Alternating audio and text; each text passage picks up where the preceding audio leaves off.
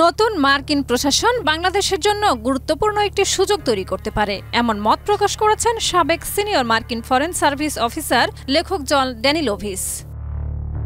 মার্কিন প্রেসিডেন্ট হয়ে বিদেশে সহায়তা কমিয়ে আনছেন ডোনাল্ড ট্রাম্প। নতুন পররাষ্ট্রমন্ত্রী মার্কো রুবিওকে দিয়ে সাজাচ্ছেন নতুন পররাষ্ট্রনীতি। কিন্তু এতে বাংলাদেশের নতুন মার্কিন প্রশাসনকে ভয় পাওয়া নয়, বরং ভবিষ্যৎ গড়ার ঐতিহাসিক সুযোগ সামনে এসেছে বলে মনে করছেন মার্কিন এই পররাষ্ট্রনীতি বিশ্লেষক।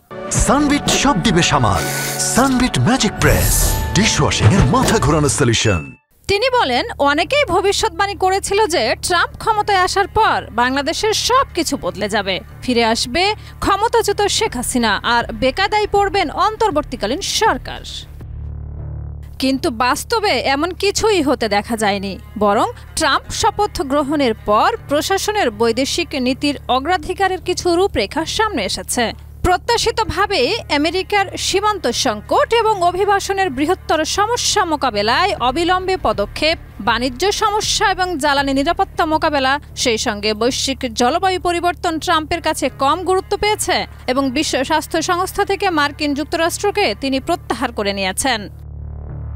এদিকে ওয়াশিংটনের এই পালাবদলের সময়ে ডক্টর ইউনুস দাভোসে বিশ্ব অর্থনৈতিক ফোরামের বার্ষিক সভায় যোগদান করেছিলেন। প্রায় অর্ধশত গুরুত্বপূর্ণ দ্বিপাক্ষিক বৈঠক করেন এবং বেশ কয়েকটি প্যানেল ও বিষয়ভিত্তিক ইভেন্টে অংশ নেন তিনি।